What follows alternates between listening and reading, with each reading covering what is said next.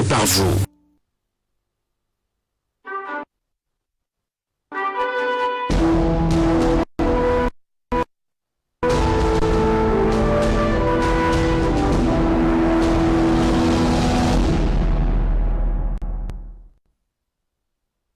Quatre jours après le drame survenu à Fiango où plusieurs élèves ont été froidement abattus dans leur salle de classe, le président de la République, Paul Biya, a décrété samedi prochain, 31 octobre 2020, journée de deuil national en la mémoire des victimes de cette barbarie survenue dans la région du sud-ouest Cameroun. Et une autre catastrophe qui avait arraché à la vie près de 45 Camerounais, c'est un glissement de terrain en Gouachi à Bafoussam, à l'ouest Cameroun. Un an après cette catastrophe naturelle, le site est plongé dans une broussaille. Dans ce journal, une enquête sur le site de recasement de près de 180 familles sinistrées sur un espace de 30 hectares. Voilà pour les titres de votre journal. Le développement dans un instant.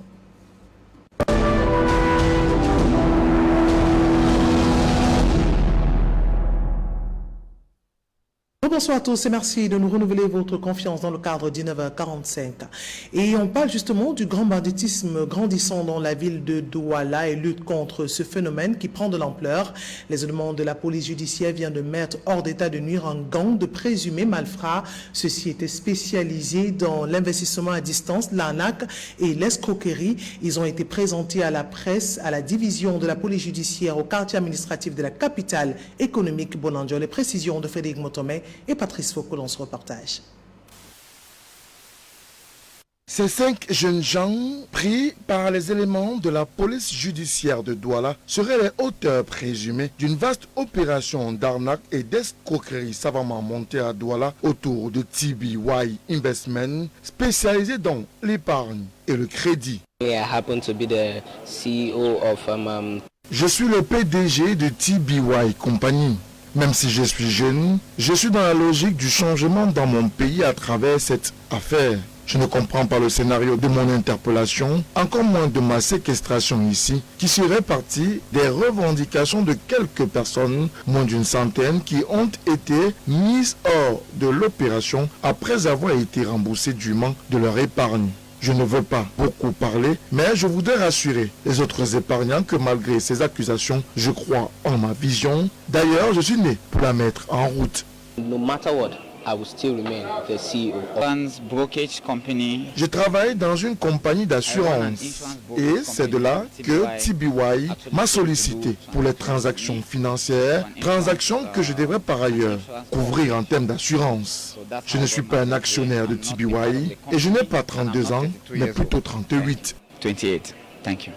Billy Midian Mega, alias Bill Media, 16 ans et PDG de la structure. Samba Nkwitate, alias Pablo Gomer, 18 ans, vice-président de TBY. Samuel Ekwa Molombe, 32 ans, pasteur de TBY. Ndem Wanji, alias Bless Ondem, 21 ans. Et Ngwabo Ako Ekbe Abane, 20 ans, nouveau DG de TBY Investment, ont été rattrapés à la suite d'un guet-apens mis en route par les fins limiers de la police suite à plusieurs plaintes des personnes abusées. Ce qui a fait à ce que ça arrive à ce niveau, c'est déjà les investisseurs de Douala, ceux qui ont investi à Douala, qui n'ont pas été payés.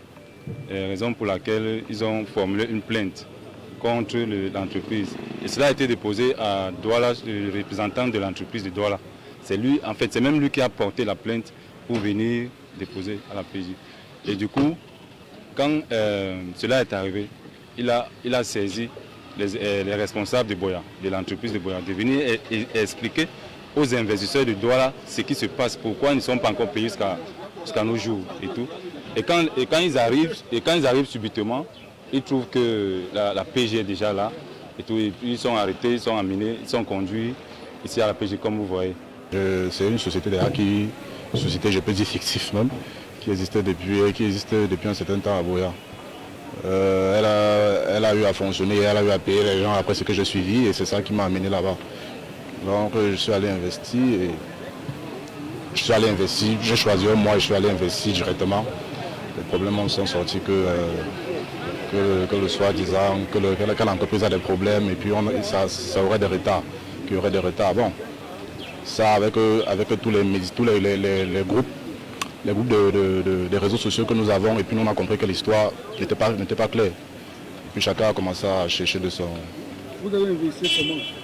Au moment de leur interpellation, ce matériel a aussi été saisi. Et en attendant d'être présenté au procureur de la République pour répondre des faits qui leur sont reprochés, ces présumés faux investisseurs et par ailleurs porteurs d'affaires juteuses de notre genre méditent pour leur sort dans les geôles de la police judiciaire à Bounandjo, Douala, capitale économique du Cameroun.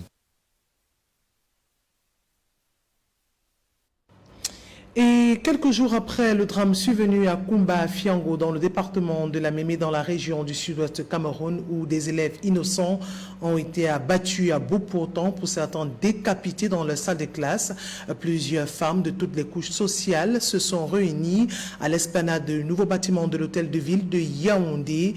Occasion de cette manifestation, exprimer leur indignation et leur mécontentement face à ces actes inhumains. Les précisions de Jean-Oscar Libok et Bertrand Angoula dans ce reportage.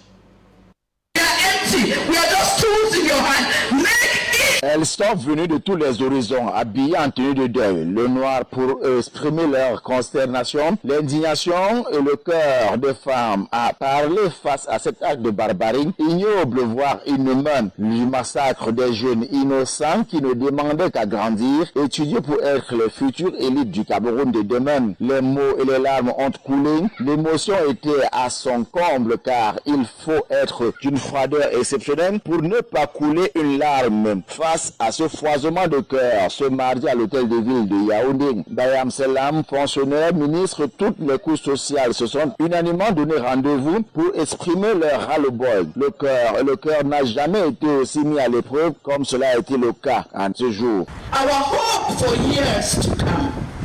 Our shelter from all the stormy blasts. Amen. Amen. Les femmes ont exprimé leur indignation et appellent à la paix, coûte que coûte. Moi, je profite de cette antenne pour interpeller les populations de ces zones, de dénoncer, parce que la majorité se connaissent, ils les connaissent, ils les nourrissent, et demain, ils nourrissent des monstres qui vont les manger. Ils ont commencé par dévorer leurs enfants, ils vont les manger. Donc il est temps que tout le monde se mette dans cette lutte. Parce que quand une guerre commence, on ne sait pas quand est-ce qu'elle finit. On touche aux enfants. Plus jamais ça dans notre pays, en effet. À leur côté, certains hommes élus du peuple, l'honorable Franck Erindier, député de l'arrondissement de Yaoundé 7e, n'a pas résisté à écraser une larme. Nous avons les larmes aux yeux. Il n'y a pas de mots pour qualifier cette barbarie. Nous venons d'assister à une cérémonie de lamentation, c'est le mot. Tout le monde qui est ici là ressort avec les larmes aux yeux parce que c'est inadmissible ce qui s'est passé. Et à travers cette mobilisation que le ministre a bien voulu nous convier, c'est un élan de solidarité que nous lançons un peu à l'endroit de tous afin que nous revenions à des sentiments un peu plus humains parce que nous ne pouvons pas faire ça à des enfants. Célestine Kécha-Cortez, le ministre de l'Habitat et du Développement urbain, dont le silence a réussi à dire à quel point elle était touchée dans son tréfonds. Et toutes les femmes avec les femmes venues pour la circonstance, le dire avec le cœur et leur présence en unisson, plus jamais ça, plus jamais ça. Et puis jamais ça, c'est le mot d'ordre aussi pour les femmes de la ville de Kumba située dans la région du sud-ouest. Celles-ci sont aussi descendues pour manifester leur mécontentement face à cette situation, ces crimes odieux dans cette école, dans la localité, cette partie administrative du pays. Elles étaient nombreuses et le mot d'ordre, plus jamais cette situation dans n'importe quelle région du Cameroun. Jean-Marie Onambele et Prince Oben depuis la ville de Kumba dans la région du sud-ouest Cameroun. Femmes, filles, mères et autres génétrices de la ville de Kumba se sont réveillées et levées tel un seul homme ce mardi 27 octobre 2020 pour démontrer leur désarroi et leur émotion après le massacre perpétré par des hommes sans foi ni loi samedi dernier sur leurs enfants. La gente féminine de Kumba a profité de la présence de la délégation interministérielle sur le sol de cette localité pour dire très haut leur ras-le-bol. On en a marre et on souhaite que les tueries cessent, que ce soit du côté des séparatistes ou de l'armée. Nous avons déjà perdu assez d'enfants comme ça. Nous avons déjà trop pleuré. Là, on souhaite que ça s'arrête. Nous les mamans, on veut que ça s'arrête. C'est avec des pancartes à main contenant différents messages de paix, d'indignation et d'espoir que les femmes ont parcouru à pied les rues de Kumba tout en criant fort leur émoi.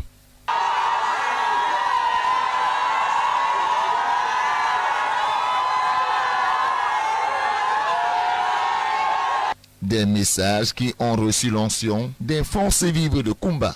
On n'a pas quand même prévu. Et ce qui s'est passé, ça nous a dépassé parce que la façon que ça a quand même passé, ça a étonné tout le monde.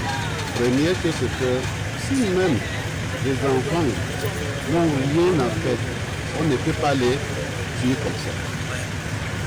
Avant même, on prenait les enfants en otage et puis les gens payaient les rançons. Ça c'est différent.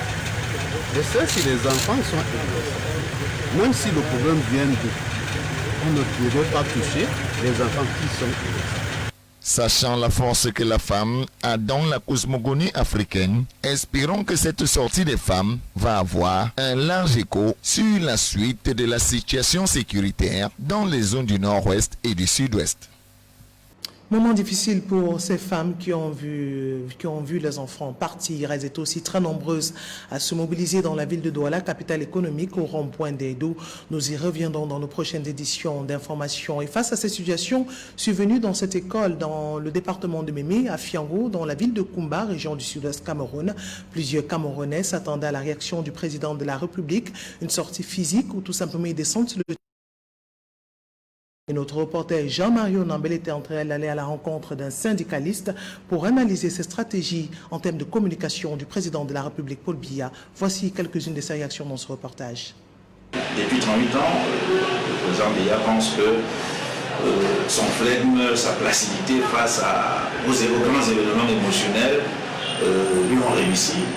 Après la tuerie de Kumba, plusieurs opposants et observateurs appellent à une sortie physique du chef de l'État, son Excellence Paul Biya. Un caractère effacé du président de la République caractérisant depuis plusieurs décennies sa gouvernance, qui trouve une explication scientifique selon les experts. C'est une génération d'hommes politiques qui s'est formée sur ce qu'on appelle la communication politique interactionniste. C'est-à-dire créer des liens avec le citoyen par les institutions, par d'autres types de relais qui ne sont pas nécessairement des relais de visibilisation et de mise en spectacle de ce qu'on fait. C'est le premier niveau de compréhension. Le deuxième niveau de compréhension tient aussi peut-être à sa personnalité, son itinéraire. Ancien séminariste, donc son tempérament peut passer pour quelqu'un qui manque d'empathie, mais peut-être ça relève tout simplement de sa nature et de la connaissance qu'il a du champ socio-politique camerounais. Pour les spécialistes en communication, loin d'être dans la lassitude, le chef de l'État a juste fait un choix. Aujourd'hui, les défauts de cette méthodologie qu'il applique depuis 38 ans sont en relief. À la fois parce que les temps que nous vivons sont des temps du spectacle, du temps de l'émotion, même si elle est feinte, mais de l'émotion quand même. À partir du moment où les populations sont en demande de ce type de gouvernement et de gouvernementalité, c'est à lui et à ses équipes de s'adapter. Les politiques interrogés trouvent en cette tactique une marque de fabrique très efficace. Le président est déjà un patriarche et qu'il a envoyé 3 ministres qui sont partis là-bas. Il est en train de faire tout. Qu'on attend qu'il mette tout en place, on voit. Le président de la République n'est pas un joueur. On va dire que dès qu'il y a un incident, tout de suite ça répond. Nos enfants ont été tués par des terroristes. Le président de la République doit-il faire une sortie ou encore un discours ou pas? Il reste seul juge d'opportunité et surtout le seul maître des horloges. Et le président de la République qui a réagi en rendant public un décret ce jour, un décret rendu public ce 28 octobre 2020 qui décrète la journée de samedi 31 octobre 2020, journée de deuil national en la mémoire des victimes de l'attaque de samedi dernier 24 octobre du complexe scolaire Mother Francesca International Bilingual Academy de Fiango à Kumba dans le département de la Mémé. Ce décret en son alinéa 2 précise que les drapeaux seront mis en benne toute la journée sur l'étendue du triangle national. Et une autre catastrophe qui a marqué le Cameroun, c'est celle de Ngouaché il y a un an, jour pour jour. C'était le 28 octobre 2019. Près de 45 personnes ont perdu la vie. On parle de 11 maisons qui ont été englouties par les terres. On revient sur le rappel historique de cette journée triste au Cameroun, située dans la ville de Bafoussam, dans la région de l'Ouest Cameroun. Précision dans ce reportage. La catastrophe du 29 octobre 2019 est un glissement de terrain qui s'est produit en Ngouaché, un quartier de Bafoussam dans la région de l'Ouest au Cameroun. Catastrophe, hécatombe, sinistre, c'est dans le champ lexical de la tristesse que ressortent les mots pour qualifier le drame qui s'est produit dans la nuit du 28 octobre 2019, il y a un an, au quartier Ngouaché, bloc 6 dans l'arrondissement de Bafoussam 3. Par une nuit a priori calme et rythmée par de fortes intempéries, le pire s'est produit aux environs de 22 heures. Sur le flanc de ces collines argileuses de Ngouaché, une forte secousse accompagnée d'un glissement de terrain et d'un bruit assourdissant ont réveillé tous les riverains. L'éboulement ensevelit 11 maisons et ses occupants, les voisins, les pompiers, les autorités administratives et les forces de maintien de l'ordre se sont mobilisés ce jour pour porter secours aux sinistrés. Certaines personnes ont eu la vie sauve. Les blessés avaient été conduits à l'hôpital de Bafoussam. Le bilan a fait près de 43 morts. Un an après cette catastrophe naturelle, la solidarité nationale agissante du Cameroun s'est mise en branle. C'est d'abord le chef de l'État qui a débloqué près de 200 millions de francs CFA pour venir en aide aux victimes.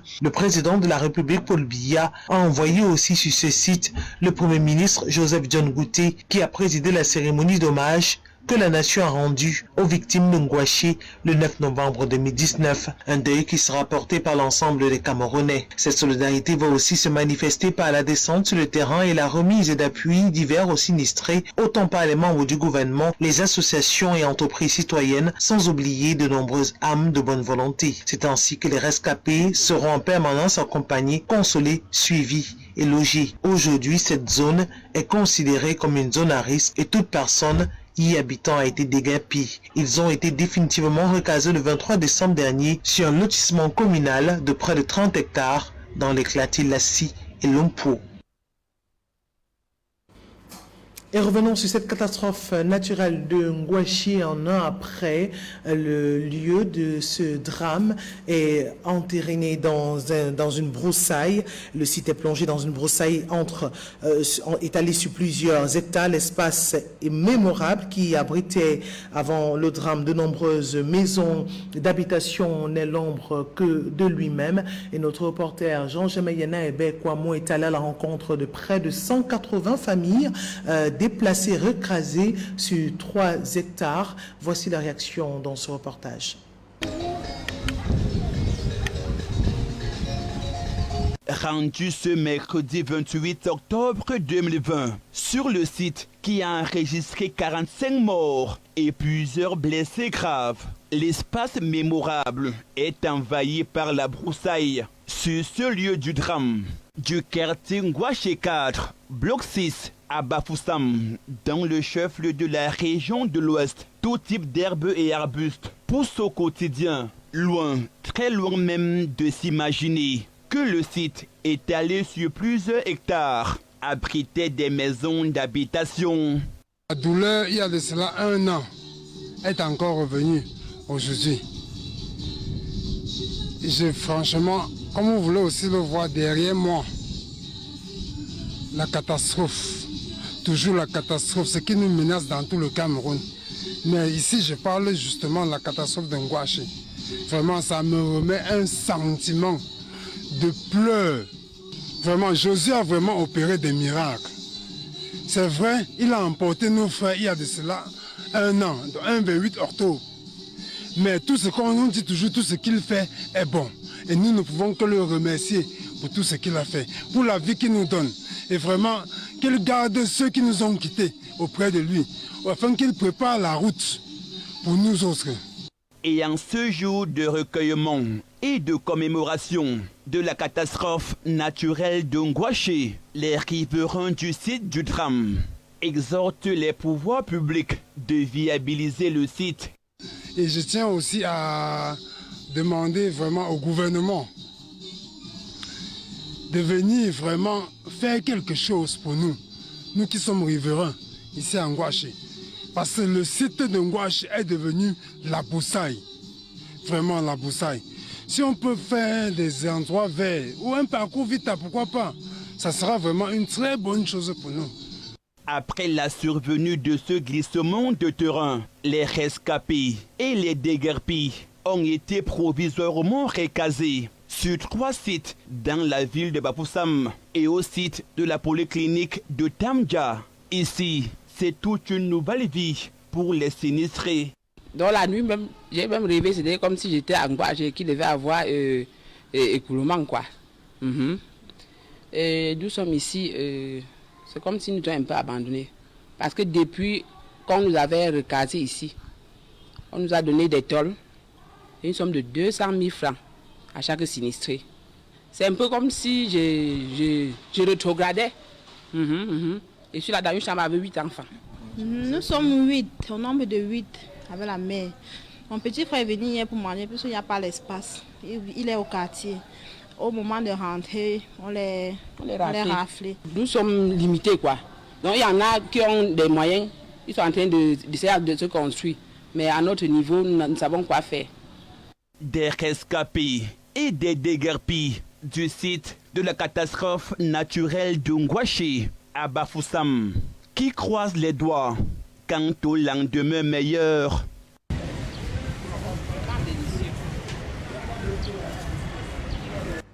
Et un an après cette catastrophe naturelle survenue en Ngouaché dans la nuit du 28 octobre 2019, le site de recasement réquisitionné par le gouvernement au lieu-dit Lati-Lagouin dans l'arrondissement de Bafoussam 3e a déjà été occupé par les familles, les 180 familles comme vous voulez le voir dans le reportage. Mais quelles sont les conditions de vie? Voici un reportage, mais surtout une réponse proposée par nos reporters Jean Gemayena et Abel Kouamou qui se sont rendus sur les lieux. Sur le site de recasement du lieu dit Latsi-Langouang à Bafoussam 3e, les engins lourds de la délégation régionale de l'Ouest du ministère de l'Habitat et du Développement urbain sont en plein aménagement des voies sur le terrain. Ici, la constante des travaux se résume à l'ouverture des voies telles que ça se voit là où nous sommes, avec l'opération de dégagement de la terre végétale avec le bulldozer. Après le dégagement au bulldozer, nous aurons le reprofilage, compactage de la plateforme de la route. Et à la limite des moyens disponibles, nous ferons aussi quelques passages de bus permettant d'assainir les routes réalisées. Après avoir reçu la rondelette somme de 200 000 francs CFA, un lot de 300 mètres carrés et 80 feuilles de 3 mètres de la part du gouvernement, en signe de soutien et de réconfort, certains propriétaires des lots sur les 180 familles sinistrées sont à pied d'œuvre sur le site pour sortir des terres leur nouvelle habitation. Merci au gouvernement camerounais d'avoir m'offert ce lot. Je suis comme ça dedans pour tenter de construire. J'ai fait la fondation, mais je ne sais pas si je vais élever, mais j'ai quand même commencé. Merci au gouvernement, monsieur, son excellence, monsieur Paul Biya. Et nous sommes toujours en train d'attendre parce que nous sommes ici en train de vouloir construire la maison. On ne connaît pas si on va réussir. On commence parce que si on te donne quelque chose comme ça, il faut vraiment que tu montres que ça te plaît. Ces familles sinistrées qui gardent encore en mémoire cette triste nuit du 28 octobre 2019 expriment leur gratitude au gouvernement de la République ainsi qu'aux âmes de bonne volonté pour leur soutien multiforme. Ça, nous sommes le 28. Ça, c'est le jour que nos frères, nos enfants sont partis. La catastrophe naturelle, ça les a pris comme ça. Je me souviens de ça, ça me dérange, mais je sais que c'est la volonté de Dieu. Et merci à nos frères et sœurs qui ont mis la main sur nous. Parce que sans le soutien, c'est que nous ne sommes plus. C'est que nous sommes partis comme notre frères et sœurs. Parce qu'après l'écoulement de la terre, on était vraiment dépassés. On nous a fait quitter, on était dépassés. Mais nos frères et sœurs ont mis la main sur nous. Merci beaucoup à tous ceux qui ont mis la main sur nous. Ainsi va l'ambiance dans ce site de recasement des sinistrés de la catastrophe de Ngouaché en ce jour anniversaire. Et le ministre d'État, ministre de la Justice et garde des Sceaux, Laurent Esso, a présidé à Yaoundé la réunion annuelle des chefs des cours et délégués régionaux de l'administration pénitentiaire. Il a été question lors de cette réunion d'évaluer mais de revenir sur les problèmes qui minent le département de la justice au Cameroun. Les précisions d'Oscar Libok et Mohamed Sombadou. Ils sont venus des services centraux et déconcentrés du ministère de la Justice, notamment les chefs de la Cour d'appel et les délégués régionaux de l'administration pénitentiaire pour la traditionnelle réunion annuelle. Objectif, évaluer les avancées ainsi que les problèmes qui minent le secteur de la justice au Cameroun. Il est question pour cette rencontre des responsables des cours d'appel et pénitentiaires des régions de scruter autour du ministre d'État, ministre de la Justice, garde des Sceaux, et de revoir les modes opératoires pour une justice pour tous, sans gabégie ni déviance. Bref, une justice juste, sans injustice. L'équitabilité devant la loi doit prévaloir pour tous les justiciables. Et c'est pour ces raisons que cette évaluation annuelle intervient. Sur la gestion des services pénitentiaires en période de crise sanitaire et sur l'impact atteint par la mise en œuvre des recommandations formulées lors des réunions des chefs de cour d'appel et des délégués régionaux de l'administration pénitentiaire des années 2018-2019. Des débats francs, des débats sincères ont mis en exergue les problèmes auxquels nous devons apporter des améliorations. Dans le rapport final, on a insisté sur la levée des verrous sur la lenteur judiciaire et recommandé à ses responsables probité et égalité, surtout diligence. La relecture du Code de procédure pénale et de la loi numéro 2006/015 du 29 décembre 2006 portant organisation judiciaire en ses dispositions relatives à la consignation, multiplication des dossiers d'appel et le pourvoi. L'actualisation des dispositions du Code de procédure civile et commerciale sur le paiement des frais de consignation. À la fin, ces recommandations qui ont été faites seront évaluées pour une suite à donner. Formulation de certains textes législatifs et réglementaires. Et du sport dans ce journal avec la Ligue régionale, la Ligue de football professionnel autant pour moi du Cameroun qui a tenu son assemblée générale. C'était hier à Yaoundé. Des travaux présidés par le président de cette Ligue, le général Pierre Semengue. Les résolutions de cette dite assemblée avec notre reporter Zobela Poniniembo. La première résolution concerne la modification de l'alinéa 4 de l'article 33 des statuts de la Ligue de football professionnel du Cameroun portant sur l'élection des membres du conseil d'administration. Il a été décidé que les candidatures doivent être envoyées au secrétariat de la Ligue au moins 12 jours avant la tenue de l'Assemblée générale. Le secrétaire général informera les membres et rendra publiques les listes officialisées par la commission électorale 10 jours avant l'Assemblée générale.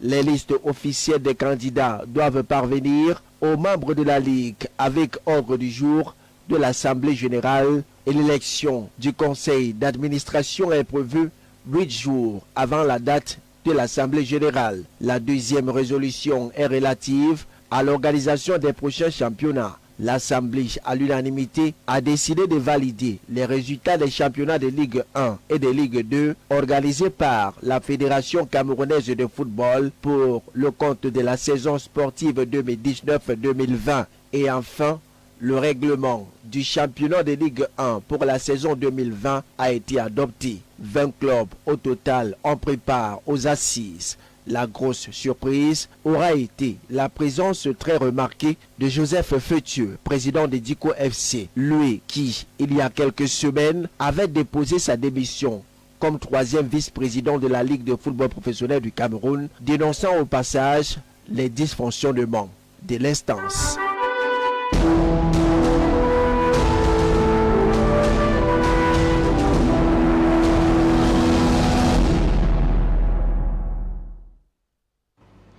Et en France et à l'international, on parle d'un reconfinement dans l'Hexagone après des cas détectés de la Covid-19, 50 000 personnes infectées en 24 heures.